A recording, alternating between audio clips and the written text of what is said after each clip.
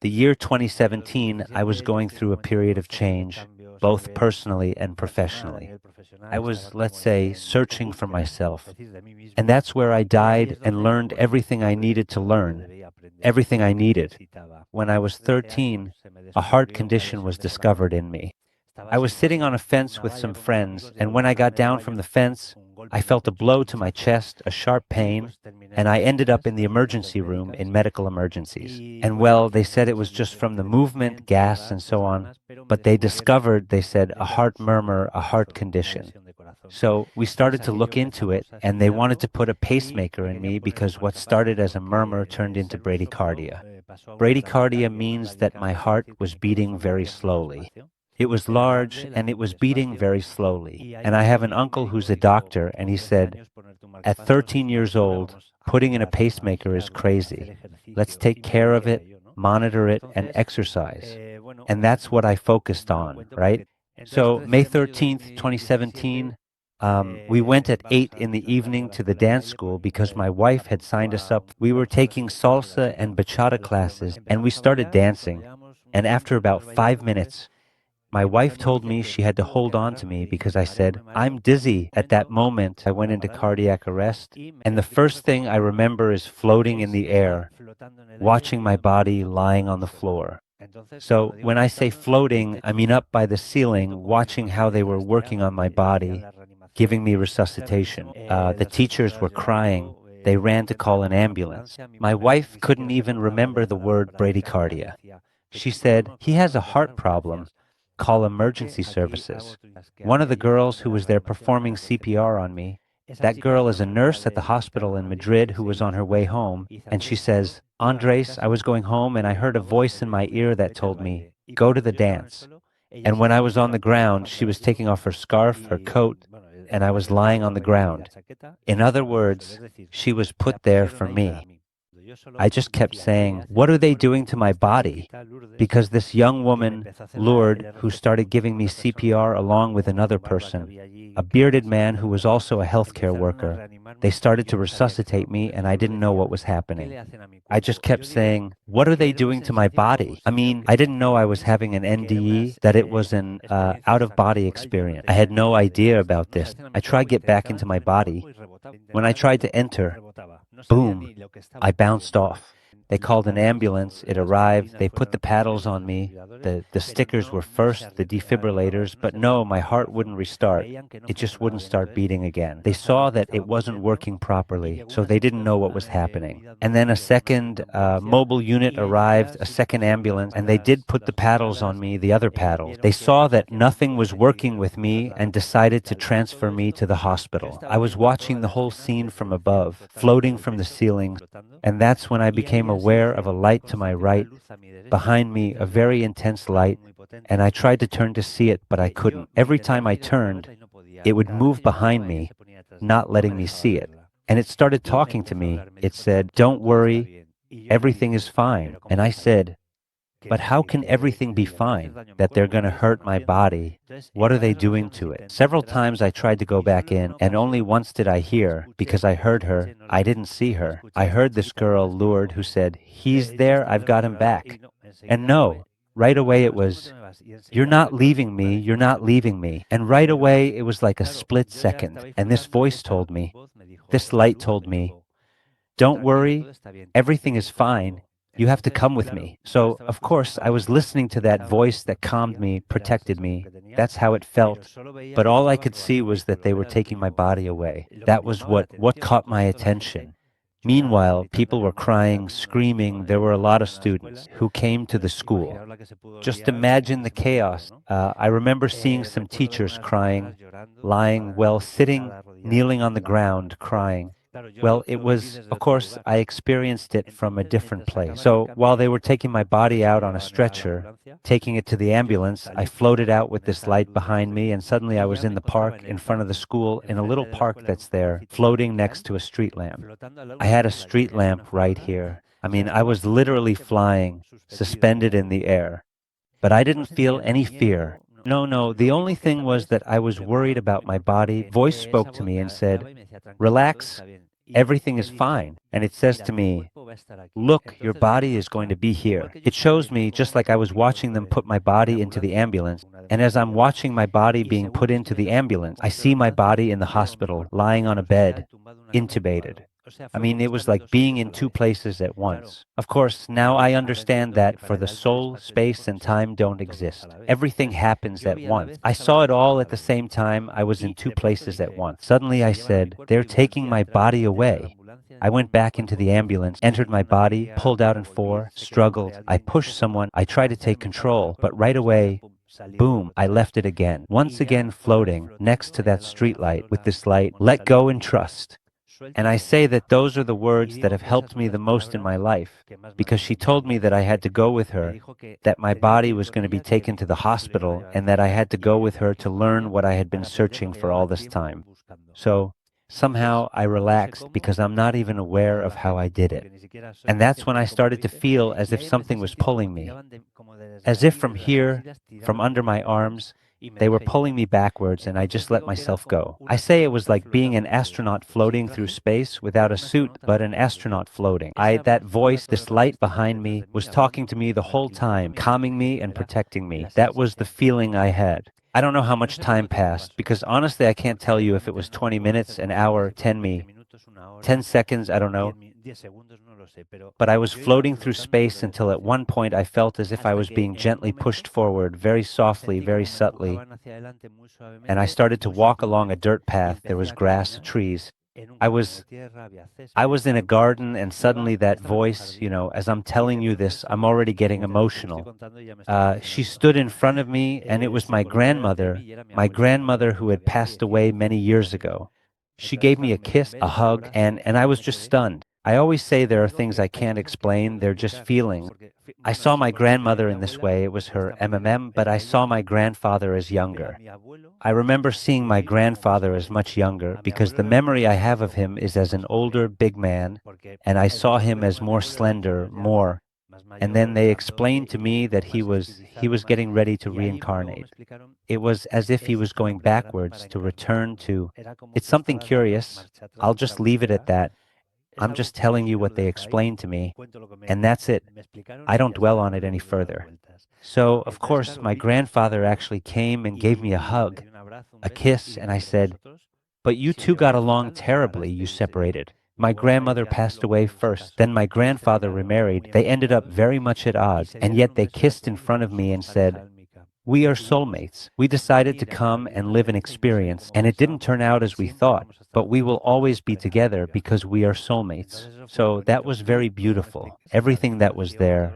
Now, it was a garden. I was walking along a dirt path. There was grass, flowers, there were bushes. There were trees that, in fact, as we were walking along that path, I went to pick a leaf and they told me, don't break anything, don't pick anything. Everything is connected. Everything is part of the whole. So that's when I understood, like in the movie Avatar, right? The movie Avatar, where everything is connected and we are all part of that universe, right? So it was funny because I also said, no, I wasn't going to pick anything.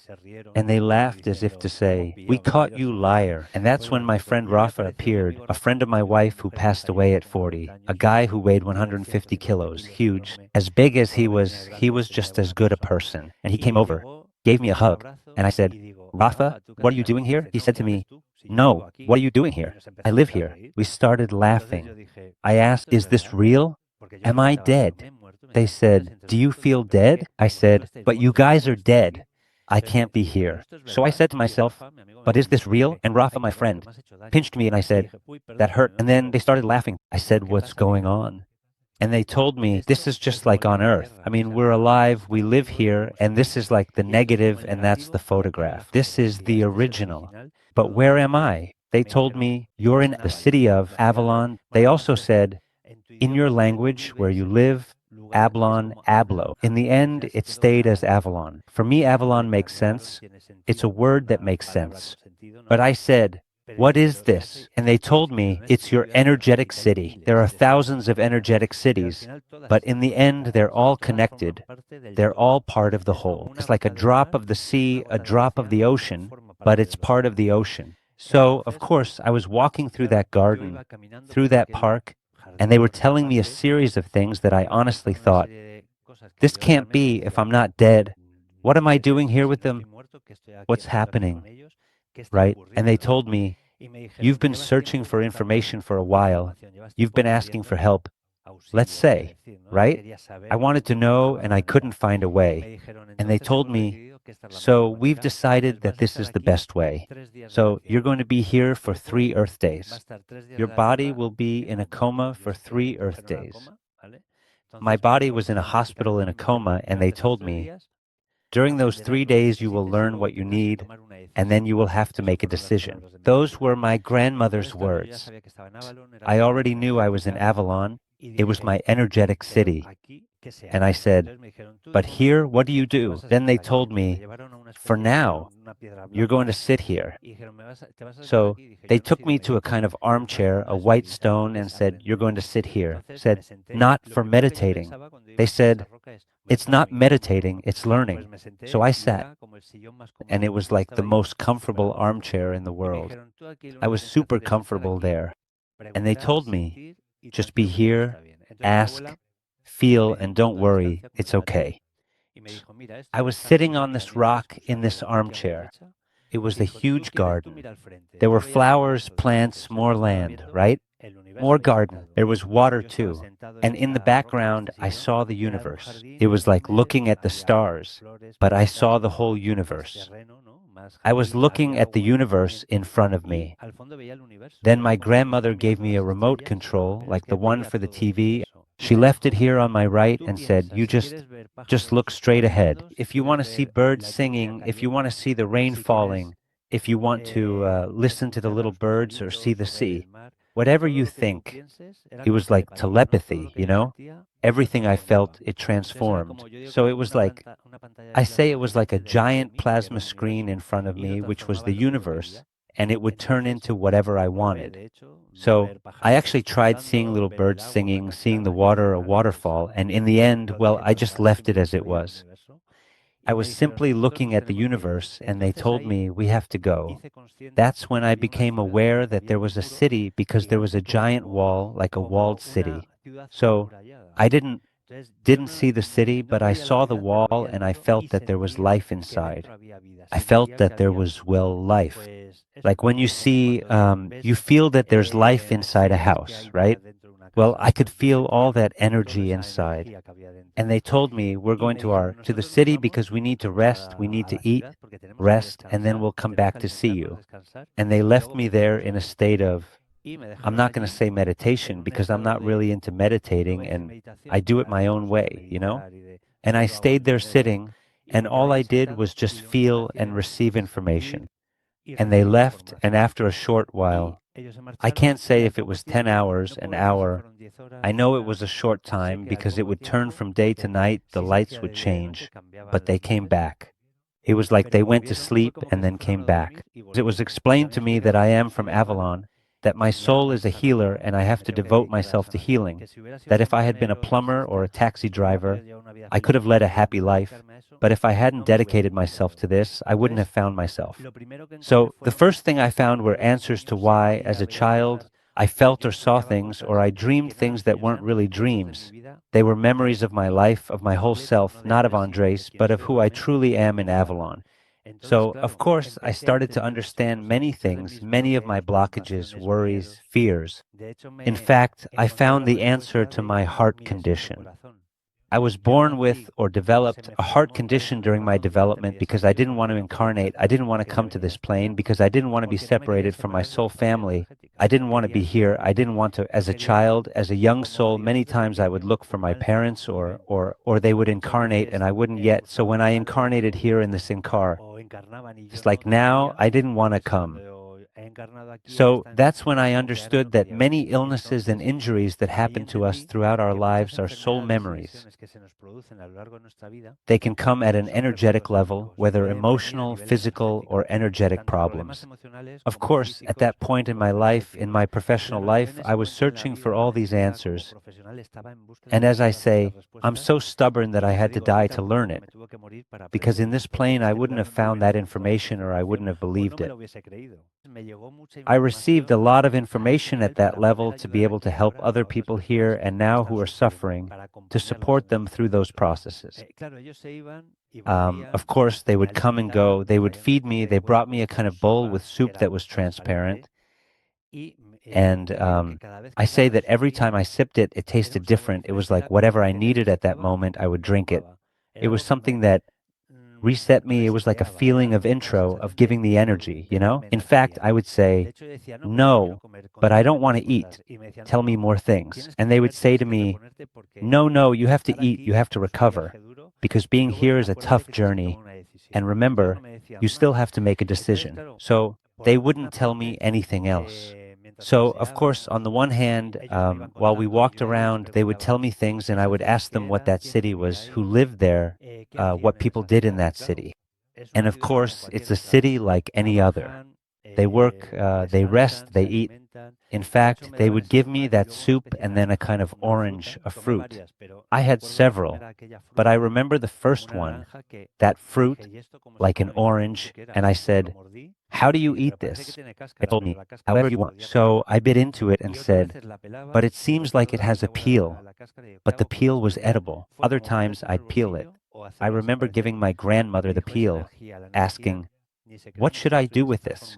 She put it in her pocket or disappeared. She said, it's energy. Energy only transforms. It wasn't about throwing it on the ground or in your pocket, it was transforming it. She said, everything is energy. We are energy. While I was asking questions in that armchair, what I was really doing was understanding things about my life as Andrés and things from the past, because I've always had feelings of having been a Roman, having been an Indian shaman, having been a woman, everything I had been working on regarding past lives. The city was there. I didn't go in because they told me, for now you can't enter, we'll see later, but ask whatever you need to. So we were walking, and I was asking what they did there, what they devoted themselves to, and of course they would answer, everyone has their role, they all collaborate together. Some people wore long tunics in light colors. They were always white, cream, all light colors. I have to say that only once, sitting in that armchair, did I remember my wife, my daughters, my family.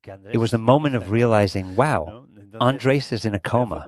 But it was curious because it was like looking down, sitting there, looking at the floor, and I saw my body, my wife. Of course, here on Earth, they didn't know if I was going to wake up from the coma. If I had brain damage, they didn't know what was going to happen. I was in an induced coma. They kept me cold. I don't know how many degrees, so there wouldn't be any brain or neurological damage. But of course, it was like saying, well, everything is fine. By the way I'm telling you this now, I think it's the first time I've ever said it exactly like this, literally. So,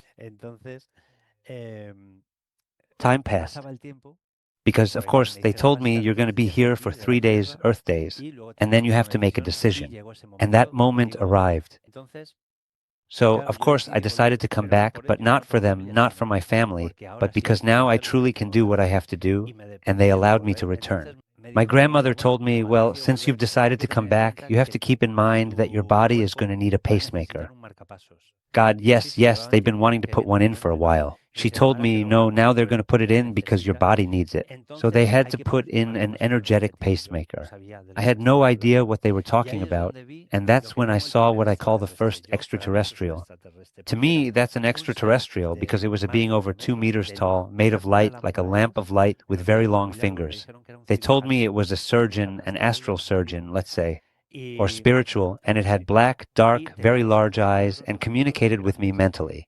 I never saw a mouth on it, nor did it move its mouth, but I would ask questions and it would answer me. So I asked, what do I have to do? And it told me, sit here, right here in the armchair. So I sat in the armchair and it placed its hand on my head first and then on my chest, kept one of its hands on my chest and the other on mine, after first touching my head. And it stayed there for a while. I can't say if it was 10 minutes or just one, but it was a while. All I felt was a sensation of warmth, as if from the inside out, and a sense of well-being. And then my grandmother said to me, well, finally, there's someone else who wants to say hello to you, but she told me, he'll answer everything you still need to know and anything you're missing. And from the city, a door opened and another person came out. A man came out with a beard and light eyes. The first thing I felt when I saw him was fear, because of the sense of power I felt in him, because it was a feeling of an extraordinary power. In fact, people greeted him, made way for him, and revered him. I could see that they revered him. They also looked at him with eyes full of love. People's eyes would get glassy when they looked at him. And he stood in front of me.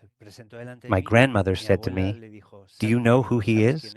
And I said, "No, I don't know him." And she said, "Well, it doesn't matter. He knows who you are. Ask him whatever you want, because he can answer whatever you need." And that's when I asked, without even knowing who he was, I asked about creation, the universe. What is the whole? How is it born? How is it created? How does the soul come into being? How do we grow? What for? I mean, at that moment, I asked him everything you can imagine and more. And I'm sorry, but I still can't put many of these things into words because he didn't explain them to me, he showed them to me. When he spoke to me, he spoke telepathically. It was curious because when I asked him a question, before I even finished asking, I already had the answer inside me. It was a feeling, not even like hearing his voice in my head. When he answered me, he didn't even speak to me mentally. It was like I asked him and received the information. I just had it inside me. So at one point, my grandmother, well, I was afraid to look into his eyes because of the power I felt. I was scared to look at him, not because of anything bad, but because of the power I sensed. And my grandmother told me, "Look him in the eyes." And he told me, "Look me in the eyes." I looked him straight in the eyes. So then I connected with him. And it was like that feeling people describe when they say your whole life flashes before your eyes in seconds. Well, I didn't see my life flash before me. What I saw was everything I had asked him about, the creation of the universe, the beginning, the end, the origin. I mean, it was like seeing everything at once through his eyes. It was as if, through his life, he showed me everything. Even my birth as a soul, my creation, from love, how my soul parents were created, how they came together to create my life. It was such an incredible, spectacular feeling, and it happened in an instant that when I came back, it was like waking up again and saying, wow, this information. Even today, I feel like I have a flash drive where I keep downloading folders, opening folders, and receiving information because I still haven't been able to process it all, because it's something indescribable. I mean, I can't put it into words, but that's where I felt everything. And when I say everything, I mean everything. And I'm sorry, but I can't explain it any other way. So I thanked him, I shook his hand. I felt who it was, but I didn't want to believe it or see it. When I confirmed who it was when I met Dr. Juan Jose Lopez Martinez, who was the one who explained it to me. That I'm not crazy, that I had an NDE, what an NDE is, and that there are many more people who have experienced something similar to what happened to me. So, of course, when Dr. Juan Jose Lopez got in touch with me, he did a regression therapy session.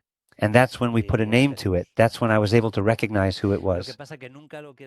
And it's Jesus Christ. And I said goodbye to my friend Rafa, who gave me a message for his family. I said goodbye to, there were uncles of mine around, people I didn't know who were also there by my side sharing those moments. So I said goodbye and the journey back began.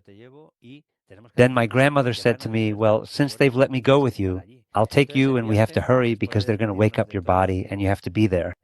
So we started walking along the dirt road that I had taken to get to Navalo. We started walking down that path and suddenly we were in a kind of subway tunnel without tracks. We were walking along the tunnel and I became aware as we came out of that tunnel that on the sides it was like a subway terminal, a bus station, or an airport terminal. And then my grandmother said to me, quickly, we have to go back because they're about to wake you up. And then we finished passing through that tunnel, crossed it, and I appeared floating above the ceiling of the hospital. And there I saw my body intubated. My grandmother and I were floating again, this time above the ceiling of the hospital, and my body was completely intubated. And I said, but I don't know what to do, whether to go back or stay. And she told me, you have to decide quickly because when they wake you up, you need to be inside your body. And I said, but am I going to have any injuries? Am I going to be in a wheelchair? And she told me, look, I don't know that, I can't tell you, but if they've allowed you to come back, even if you're in a wheelchair or have a problem, you'll be able to do what you came here to do because otherwise they wouldn't have let you return. So at that point, it was like she convinced me. And I said, but what do I have to do? And she said, "Why are you in such a hurry?" I told her, well, I wanted to say goodbye to her properly. And she said, "Look around you." I saw my body surrounded by a ring of light. She explained to me that it was the luminal body, which is the energy of the sun, but not of this original sun, that there are many suns, many universes. She told me, this is the true energy of the sun that protects us and sustains us in every incarnation. And she told me, bring your attention to your chest. So she simply told me, just connect with your body and everything is done. And that's how it was. I said goodbye to her, gave her a hug, and while she was crying and saying goodbye to me, I entered my body, bringing my attention to my chest. Then I started to hear, through my ears, a kind nurse speaking to me, saying, "It's okay. Everything is fine. We're removing some tubes. Don't worry." I didn't know what was happening because I was still seeing my grandmother as she was leaving. And suddenly I was hearing things through my ears, and I thought, what's going on? Then they tell me they're talking among themselves. It's okay. He bled a little when we removed the tube, but he's fine. Of course, they were extubating me, removing all the devices I had on, and they were waiting to see if I would react or go into cardiac arrest again. They might have to operate on me urgently. They didn't know what was going to happen. When they saw that I was responding, that I could communicate and everything, I had to drink water because just imagine how my trachea was after having those tubes. And the first person they ran to notify was my wife. She was the first one to come in. And my wife took my hand and said, "You've been in a coma for 3 days. They're going to put in the pacemaker. You already had an appointment, but they hadn't called you yet." I said, "No, no, they've already put the pacemaker in me. A being of light, an extraterrestrial, has given me an energy pacemaker." And I said, "I've already been with my grandmother and with Rafa. Rafa sent his regards to me." And then my wife says, "Be quiet. The doctors are here." Because, of course, the nurses were there, the doctors, everyone was there watching to see if I would respond. And they left me there as if to say, just another one telling his stories, right? You can tell me properly later. The girls want to come see you. Your parents are here. So it was like, well, that's it. People started coming in. Family came to see me. But I was saying, this isn't real. This is a lie. They're pulling my leg. I said, "What day is it today?" She said to me, "Today is Tuesday." I said, "Today I should be working with the speech therapist." And they said, "No, no, on Saturday we were dancing at the dance school. Don't you remember? And you had a cardiac arrest." I said, "I don't remember anything." I said, It's true that I saw, of course, that's when I realized my body was leaving. I was with my Saturday. I mean, I was only aware of what I had experienced in Avalon. For me, it was as if 3 days of my life here had been stolen from me. I didn't know what had happened here. So my body was there for 3 days. I was parked and I was living, I was going about my life. It couldn't be, I didn't understand what had happened. I didn't know what an NDE was. I didn't know what had happened. So it frustrated me a lot. I got angry. I even got mad and thought, well, I can't talk about this. People will think I'm crazy. Of course, that's when I started to close myself off a bit. In fact, I got mad at a brother-in-law who said, "Did you see the light?" And I said, "No, I didn't see anything." And I got angry. It was like, I can't talk about this. So, of course, when all that happened, I had to process that information. I had to understand what had happened. On the 19th, they installed a defibrillator, a pacemaker that I still have to this day. Of course, I still go to my medical checkups. I practice martial arts. I live a normal life. I try to enjoy life. And thanks to that pacemaker, my heart beats at the right rhythm and everything is perfect. But of course, I wanted to know what had happened because it was like, this is crap. I mean, they're messing with me. What's going on? And I was very angry, very frustrated. I went through the process of the operation. I wanted to go home. Of course, I was in the ICU, and from there, they have to move you to a room before you can go home. And I wanted them to take me home. So, of course, when I got out of the hospital, my job, my mission was to understand what had happened. I hadn't gone crazy. What was going on? And through therapists, my therapists, through friends, and of course, they reached out to me. Dr. Juan Jose Lopez Martinez was the first to contact me. And from there, I started to learn about what an NDE is. That's when I really began to discover what had happened up to this very day. Now, my way of living, of working, everything has changed. The first people I told were my wife and my daughters. I've always spoken openly with them, my daughters, who are now grown women. And they've always supported me and believed me. And if they think I'm crazy, they respect me. It's all the same because we're going through these processes. But there are some members of my family who don't know about it. In fact, my siblings just found out this year, after 8 years, they found out this year that 2 books have been published in which I tell my story, that I'm on YouTube giving interviews all the time, and that I've appeared on television here in Spain.